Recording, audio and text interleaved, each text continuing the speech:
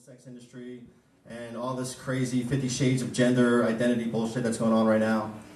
Welcome to the stage, Janice. Thank you. Hey, where's the transgender bathroom? Just put a question mark, man. 50 plus a question mark. Hey, Paul. Can we... Yes. I know you're outside. So maybe we can pick it up and put it out. But this is your good night. Hey, greetings, everybody. Hey.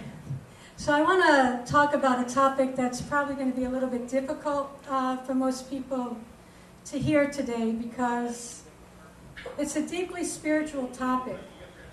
You know, how we are being controlled through our sexuality, through how we behave sexually, and how this is affecting the way that we have children and the consciousness of our children, and therefore the consciousness of our future, the future of our planet. So for those who might be like me, who may have been conceived haphazardly, I was conceived by two teenagers in the back seat of a car at a drive-in movie theater. And I would venture to say that at least 80 to 90% of the children on our planet are being conceived haphazardly. In other words, they're being conceived as a side effect of fleshy indulgence. So we'll be having sex because we enjoy the physical pleasure, but we don't really want to have children. That's not the purpose that most people are bringing their bodies together. Okay? And so the children are often being gestated in wombs where they are not wanted, as I was, okay? And perhaps where their parents don't even love each other, like mine did not. And perhaps the parents are fighting all the time. So what happens to the children is that they are being imprinted with information about how to have dysfunctional relationships, but there's no information about how to have love, about what love is, really, because the imprinting is for carnality. And right now it's escalating. The push for our children in the school systems, okay, to have them be learning at 5 years old about orgasms, about masturbation, about homosexuality. This is a corruption in the matrix that is coming straight from the Jews. All right, I'm going to call them Luciferian Jews. So what am I talking about when I say the word Luciferian? I'm talking about a group of people that is part of a rebellion against God, a rebellion against the real Creator. For those who don't know the story of Lucifer, and I'm sure most of you do, okay, Lucifer was basically an angel. Yes, he was a brilliant, beautiful angel that God loved. And he turned against God, and he said, "You're not better than me. I'm equal to you. You're not God. I'm God." And frankly, a bunch of other angels agreed with Lucifer. And they created a rebellion to prove that God is not God, that the Creator is not the Creator, that they are equal to the Creator. Thank you. But the thing about the Luciferians is they are not equal to the Creator. There is no equal to the Creator. And what they do is they turn everything on its head. They will take the Creator's beautiful love-filled design. Okay, a design that says human love is the essence of what life is about. The fulfillment of human love is what all of us are striving for. It's what all of us want to experience. It's what all of us would like to see for our children. A life filled with love, filled with goodness, filled with kindness. But when we're living in a Luciferian-infested society, we are being told it's not about creating life. It's about getting off. It's about having sex, and it's about having sex with as many people as you possibly can, because that is where you're going to find happiness. Now, when I was in high school, right, the boys especially were being conditioned by other boys and through the media to believe that the more sex they had with the more different girls, the more of a man they became. Okay? And there was competitions always going on between the boys of how many different people they had sex with. Now the challenge is for the boys, they're being conditioned to separate themselves from their hearts and from their own emotions, right? They were taught to put a bag over her head if she's ugly. It doesn't matter, just get your penis in that vagina. That's what matters. And I'm here to say to you, these are lessons from the Luciferian forces. These are lessons being taught, especially to the boys, but now also very much to the girls, to keep them separated from love, to prevent them from ever experiencing love. And those of you who were here 2 years ago when I talked, and I talk about this often, especially for American boys, okay, there's another enormous corruption called circumcision, all right, where the Jews took over the medical system, they took over the medical journals, and then they convinced everybody through their lies and their deceit how beneficial it is to remove the most sensitive part of an infant boy's penis without anesthesia. And they do this without anesthetic, and the doctors, being liars themselves or completely under mind control, will tell you that babies don't feel pain. So when the babies are strapped to their torture boards and choking and screaming, sometimes having heart attacks, and I get very shaky when I talk about this topic, because it is incredible torture, it is incredible abuse, it is incredibly evil, and it is incredibly Jewish. It is incredibly satanic to take an organ that is a key piece to this child experiencing love, the way the Creator designed him to experience love. Comment, please. And these rabbis actually suck the blood of a freshly circumcised penis and ingest it. That's how Well, evil let me these get to rabbis that. are. Let me get to that, because of course the blood sucking and the cannibalism with Jewish people, Jewish women eating the foreskins. Not all Jewish women, of course. This is not like an across-the-board thing. But they believe if they eat the foreskin, they will become fertile and have a baby boy. So we've got blood-sucking rabbis giving herpes to infants because the rabbis themselves have herpes. They know they have herpes, and they still put their mouth on a penis that they just mutilated, a bloody baby penis. All right, they're bloody fucking pedophiles, excuse my mouth. They are disgusting beings. Anybody that would do such a thing really, really needs to be locked up. And that includes the doctors, okay?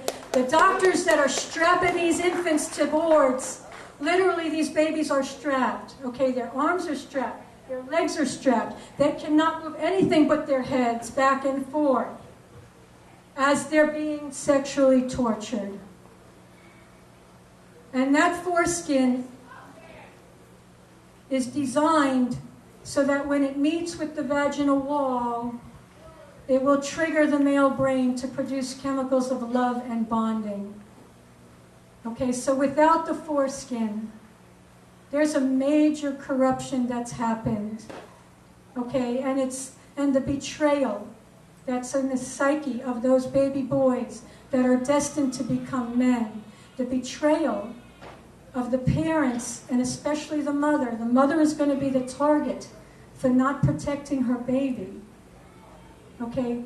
This creates a cycle of male rage against women that most men are unconscious of. They don't know where it originates. Okay, and it originates with the original betrayal.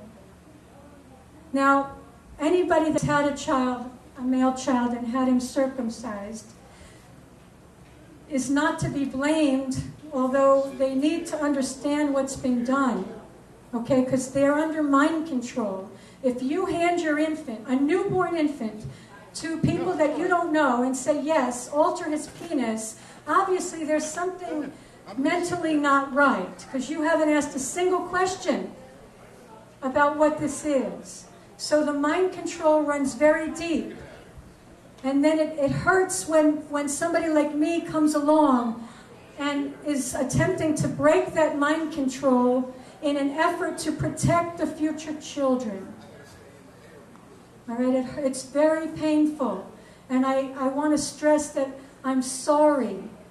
I'm not wanting to create pain for anybody. That's really not where my heart is.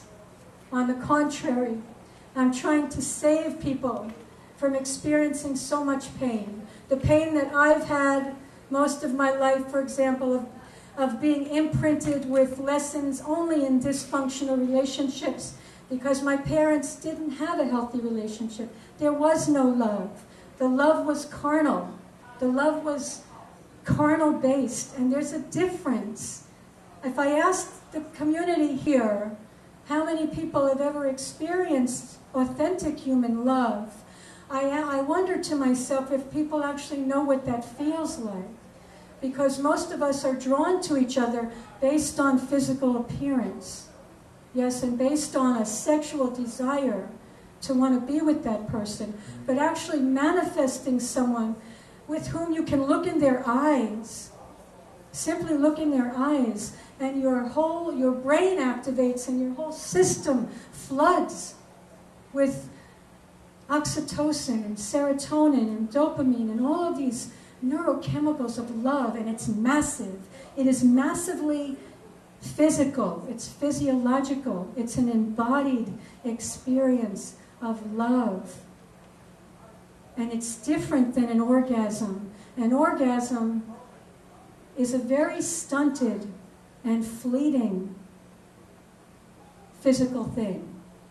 I don't care. People will talk about how deep it was and, how we're traveling to other dimensions and all of this stuff. Okay, really, it's not anything near. When you listen to a mother, okay, who has given birth to a child that she conceived consciously with her partner, and that she was able to give birth at home, not in the Luciferian occult temples called hospitals, but giving birth at home in a field of love without the interference of the dark forces. The mothers will say things to you such as, I had a birthgasm. Okay? It's very different than an orgasm, because in an orgasm, they come up feeling short. Some women will cry after an orgasm. Most men will feel depleted after an orgasm. Okay, with a birthgasm, right, there's a fulfillment, because you're bringing God through into this dimension, through the creation of a life with someone you deeply love, and you want to bring your love into eternity through the creation of life. This is a whole different consciousness and a whole different approach to how we are going to move our planet forward. And I can't encourage people enough to give what I'm saying consideration, even if it's hurtful, because we've circumcised our kids, or we've created kids unconsciously, and our children are suffering, and we're suffering because we're watching our children suffer, or we're in bad relationships because we became pregnant with somebody we didn't love. All of this is programming that's caused us to do this. Every aspect of this is programming from the Luciferian Jews. All right? They are behind it. And why is that? Why do they care about creating things like artificial reproductive technologies? Why do they care about creating babies in artificial wombs? This is what they're doing right now. Okay? Why do they care about creating babies in a Petri dish? Why do they teach men, yeah, come to us for if you want to get pregnant. Go into the masturbatorium with our pornography, jack off, we'll collect your sperm, okay, and then we'll take your sperm, put it through a centrifuge, put it in a Petri dish, force it into an egg. It's raping of the egg, too, that we surgically removed from a woman. Okay, this is intense shit, folks. This is totally satanic stuff. And the reason that they're doing this is because they have an agenda to attack the Creator and the Creator's love-filled design. And the strongest point of entry, when you want to go for the jugular of attacking the Creator and attacking love, you're going to go for the way that people are creating babies. And you're going to destroy the babies. You're going to do everything you can to prevent the babies from entering this dimension in a field of love. From start to finish. Now, conscious parents, you know, children can be created before you even bring your bodies together. And this is how it should be done. All right, we should be deciding ahead of time what kind of being are we willing to bring through us? Based on our loving union, what kind of being are we wanting to bring here? And before we bring our bodies together, we create a space of love, right? Where we're going to conceive that baby. And we're going to gestate that baby in that space. And we're going to birth that baby in that space. And we're going to have a space on this earth where our babies can be protected from this evil. And not only that, but before we bring our bodies together, we're going to call God into our union. And we're going to say to God, I want to help fulfill the divine dream. I want to help fulfill your dream, Creator. I want to bring a child here who will contribute to the fulfillment of human love on our planet. So when we bring our bodies together, Creator, please be here with us. And please hold the hand of our child as our child's coming, you know, beautifully tripping through the stars into the womb of the mother. Hold our hand, Creator, and hold the hand of our child until the child is safely in the womb. And be with us every step of the way during this gestation and birth and during the raising of this child, so that this child will not be stunted by the Luciferian technocratic influences. All of us are in pain. All of us. Most of us have been born in hospitals. Most of us have been conceived haphazardly. Most of us, many of us, have come from divorced parents, for example. Okay? That means there's enormous pain, and that means many of us have been created in the likeness of Lucifer's program instead of the Creator's program. And what does that mean? We are going to suffer.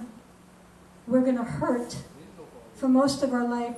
We're going to sense, you know, remembering that our coding, our genetic coding is really for love, that there's a blueprint, there's a design that the Creator has given us that has been totally messed with, totally, through mind control and through us being sloppy and buying into it. One of the most important things any of us can do at this time is to get a hold of our carnal behavior.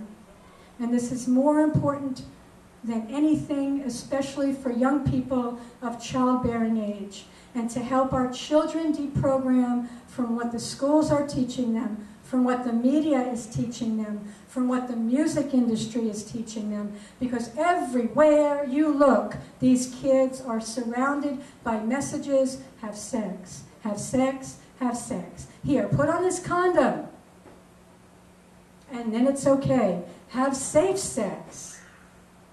Right, we won't mention Safe sex means, here, let me put on this piece of rubber and create a barrier between myself and my so-called loved one. And then we're going to watch the men release their sacred life-creating potential into a piece of rubber or plastic or whatever they're made out of, spit it out, and throw it in the trash or flush it in the toilet. Hey, creator, I don't care about your life-creating program. Flush it down the trash. Flush it down the toilet. All I want to do is get off. That's what a condom says, whether we're conscious of it or not. My objective is to get off. I am not interested to create life. Therefore, I am not interested to be part of your design, creator. I'm going to now align myself with the Luciferian forces, which is really what we're doing every time we do something like this. And I'm not preaching to you from a place of holier than thou, because I also come from a background of being a sexual priestess. Okay? I have facilitated numerous orgasms. And I have contributed to the evil with what I was doing while I was under mind control. And it has taken me at least 10 years, right, to try to clean up my field and to absolutely commit to not having sex in this way. I will not. There's no reason for it. There's no benefit. It is spiritually harmful. It is psychically, emotionally harmful. So this is like debunking all the lies around sex, which is one of the hardest things for us to get a handle on, because people like their sexual pleasure, and especially if we're already in a relationship where we're having sex, right? It's damn near impossible unless both partners really integrate what I'm saying. And I recommend reading the Ringing Cedars books if you do want to integrate this, because the Ringing Cedars books will help you. They helped me tremendously understand what I was doing and stop. I was extremely, extremely promiscuous, okay? And I've had to work to try to bring myself into alignment with the Creator's program. So I'm speaking to you from a place of having gone through the tunnel of evil, literally, walked the path of the dark side, and made my way out the other side so that I can actually return to the Creator and hopefully, you know, at some point experience the fulfillment of human love. Because while you're having all that sex, it's really not likely.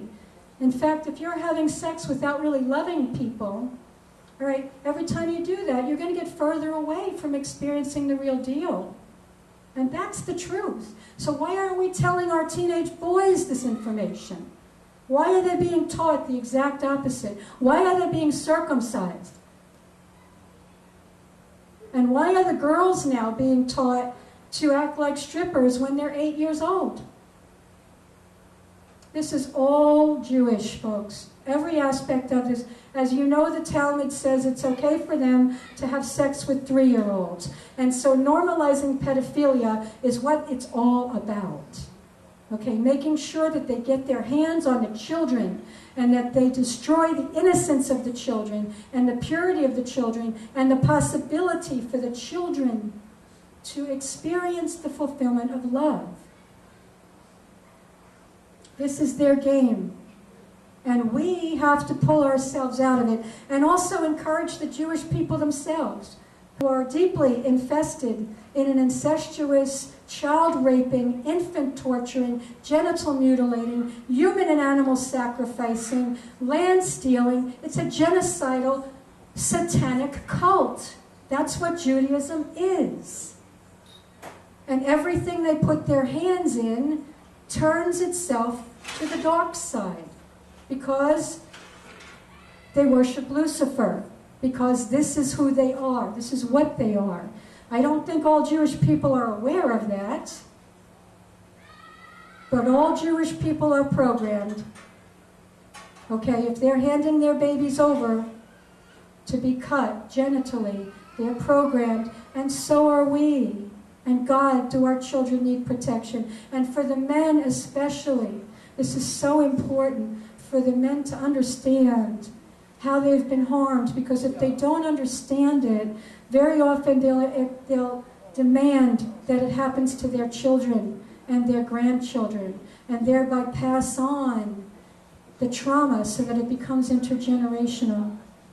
So for the men, right, it's so important to protect. That's the role. One of the most important roles of the masculine is to be a protector. And you give birth in a hospital, and the men can't even protect their wives or their kids. Right? They totally lose it, especially if they're circumcised. They go into shock as soon as they get in the hospital. Let me explain that to you just a little more. I don't know how much time I have, but when a baby is circumcised, okay, they will scream, and then suddenly they'll stop screaming. You'll see the eyes glaze over. The breathing slows down, the heart rate slows down, the blood pressure drops. Okay, this means the child has gone into parasympathetic shock. All right, and what this is dissociation. Those involved in trauma-based mind control, the Luciferians, okay, they're looking for that state of dissociation in children. They want that to happen because that is when the spirit leaves the body. Out goes the spirit in the moment of dissociation, and then in can be called an alter personality that will be in service to the dark side. And you better believe this is why so many people are in service to the Jews, because so many people have dissociated. Dissociation is now happening to girls as well in the womb. Ultrasound is a major, major attack on our children. Ultrasound is a weapon. It is a weapon, and it is causing children to dissociate in the womb because it is so damn loud and so damn terrifying. Adults can't hear the ultrasound frequencies, all right, but young people and babies can hear it. And to a baby, it's like being in a subway station when the trains are rolling in. That's how loud it is, on top of which it heats the body. Okay, and it causes extreme burning. You can put an egg in a thing of water, okay, and expose that water to ultrasound frequencies, and the contents of that egg will be cooked without touching the shell. The shell will be perfectly fine. The contents of the egg are fully cooked. So what do we think is happening to our babies who are in the amniotic, oceanic, watery sac through which the ultrasound frequencies are being blasted?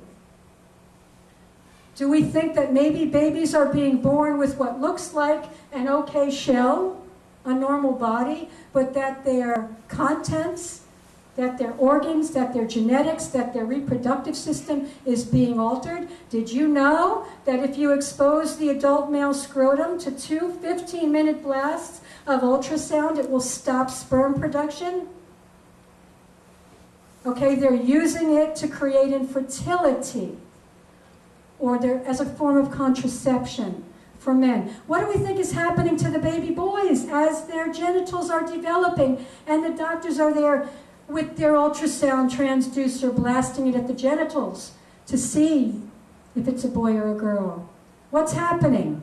What's happening to the reproductive system of our children when right now women are being exposed to 10 ultrasounds?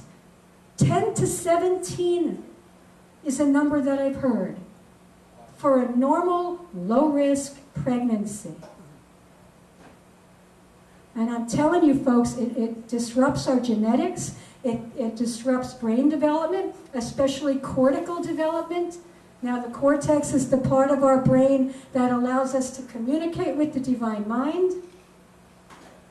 And they're going for it big time because they're destroying proper development of the cortex through ultrasound.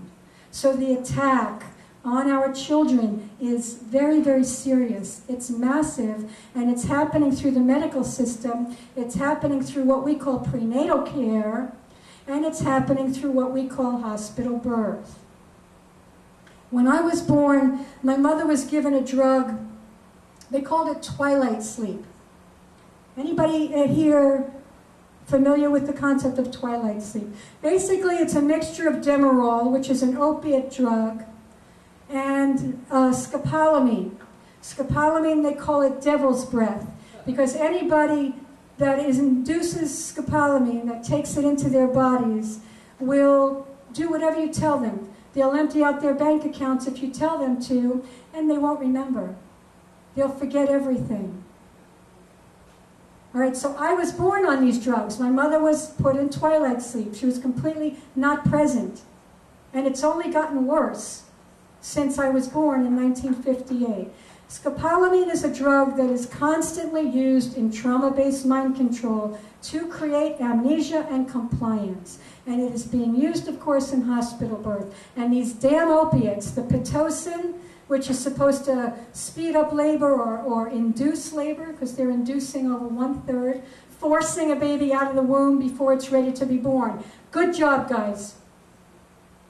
Right? Forcing a premature birth through induction. Pitocin, Demerol, morphine, fentanyl, which is in the epidurals. These are all opiates. These are all oxytocin mimickers. All right? Oxytocin is the hormone of love and bonding. When you put any one of these pharmaceutical substances into the mother's body, she's not going to be producing the normal thing. Certainly not in the way it was designed to happen during birth. So if oxytocin's not present, that means trouble breastfeeding and trouble bonding with your baby. It also means postpartum depression.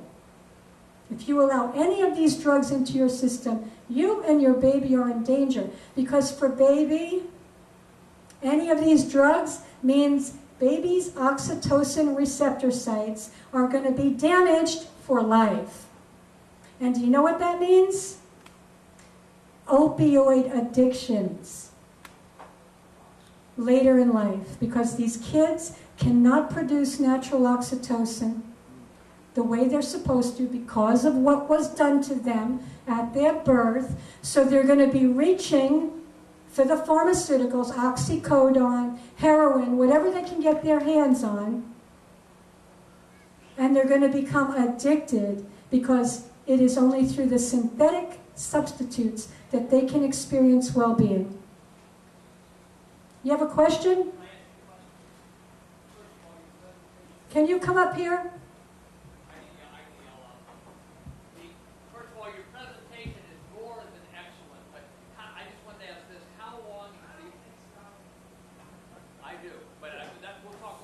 Hey, Jim, if you don't have a question about the presentation, please don't interrupt.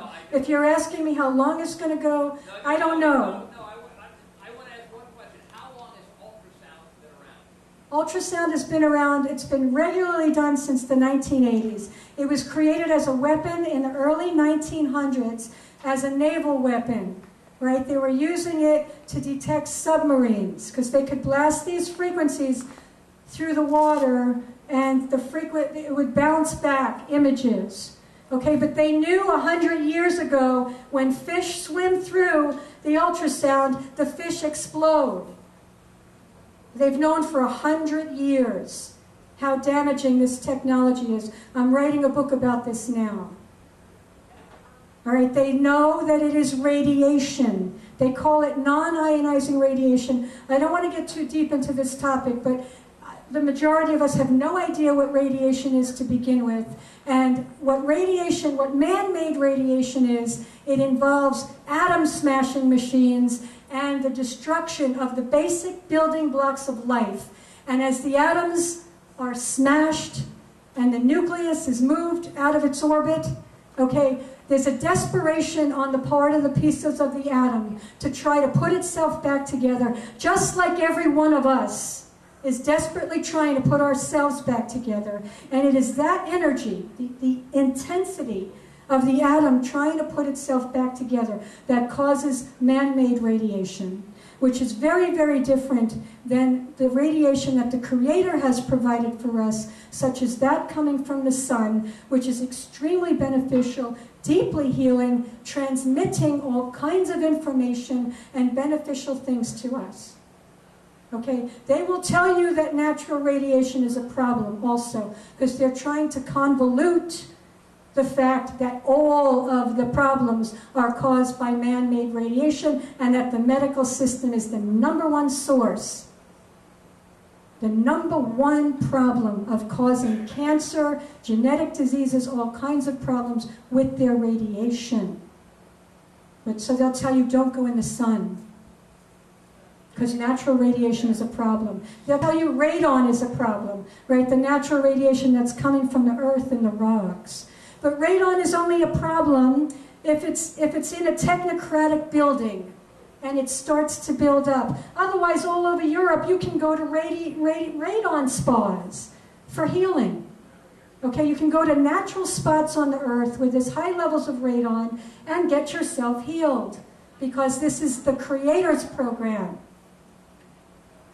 All right, but man-made radiation in all of its forms, all of these ultrasound, all of these tests, CAT scans, everything that they're doing is a completely different force. It comes from the forces of evil, and therefore, if we take it into our bodies or allow our children to take it into their bodies, okay, the chances for disease and dysfunction are going to be very high.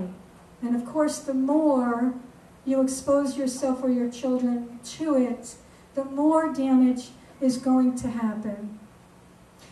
Now, I want to say, there's something I wanted to share with you people before I stop, because I want people to really understand the nature of what we're up against. I better put my glasses on so I can see this properly. First of all, we have 2 Bible quotes for those who really, really love the Bible. I think you'll appreciate these quotes. If I could find my glasses, that would be useful, which I can't. Okay, so the quotes go like this. This is from the book of Revelations. The dragon stood in front of the woman who was about to give birth, so that he might devour her child the moment it was born. So contemplate that if you're a lover of the Bible. Now it's going even before the baby's coming out of the womb. And the other one I want to remind people of is, for we wrestle not against flesh and blood, but against principalities, against powers, against the rulers of the darkness of this world, against spiritual wickedness in high places. And that is from Ephesians. Now, there's other things I want to share about who these people are. For those of you, how many people know who Tex Mars is? Okay. Anybody read his book, The Holy Serpent of the Jews? I have copies of Tex's book. For people that are interested, please come see me. I have a few copies of Tex's book, The Holy Serpent of the Jews, in which he absolutely, totally confirms that we are dealing with a serpent-worshipping sex cult. That's what Judaism is. It is a serpent-worshipping sex cult. And he tells a little story. He says, a few years ago, I was privileged to speak at a conspiracy conference in San Jose, California. My topic, President Obama and the Jewish conspiracy, was well received by the audience, except for one rare conference attendee, who of course was a Jew. This well-dressed gentleman came up to me after I had spoken, and was he ever angry? Pointing his finger in my face, he screamed, "How dare you say such ridiculous things about God's chosen people?" Scrunching his face, he went on to tell me I would be punished and that I would roast in hell for my evil words about the Jews. Wait, it gets better. Just a few short paragraphs more from Tex. Taking advantage of a brief interlude to his continuing barrage of outrage, I interjected, "Sir, you say that the Jews are a superior race to others? May I ask, why do you say that? Who made them superior? Didn't the Jews, like the Gentiles, originate in the Garden of Eden? Are the Jews then not of normal human DNA?" Not batting an eye, the man answered. And frankly, his answer set me aback for a moment. He said, "We are not the same. Jews are a separate species. We were put on this planet by super intelligent reptilians from another dimension. Listen to this. Our rabbis say that we Jews are the people of the serpent. And inside Judaism's vaunted tree of life, there resides a great and sacred serpent, whose masculine name is Leviathan, and whose feminine name is Malkut. It is the sacred serpent, the Kabbalah teaches, that in the coming Messianic age shall rise from the abyss to conquer the Gentiles and exalt God's chosen, the Jews. This Messiah serpent will supernaturally possess the bodies of the world's Jews and lead them to global domination and glory. Now, I want to stress before I finish that I have quote after quote after quote here of the Jewish people saying exactly the same thing, that they are not from this planet, that they were forced here, they don't want to be here, they were forced here by their Creator with a purpose to take over the earth and to destroy God's design. And I know this is not easy for people to integrate, but if you saw all these quotes, you would begin to trust what I'm saying to you. We're dealing with a force that is not of this earth, and that does have an agenda to destroy us, to destroy our children, to destroy all of the pristine goodness and beauty of our world, and to destroy love. And the sooner we really understand how we've been participating in that, the quicker we're going to be able to reclaim things and also understand how they work. Okay, we have to understand our enemy if we are to really be able to conquer them. And they're getting to us through sex and the way that we create life. So thank you so much. Thank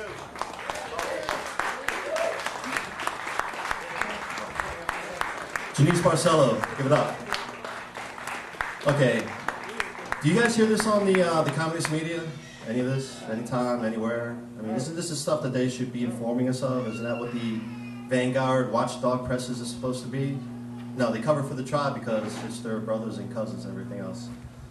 Our next speaker is Brother Pete Papa Hercules. He is a writer for the American Free Press. He has some books out.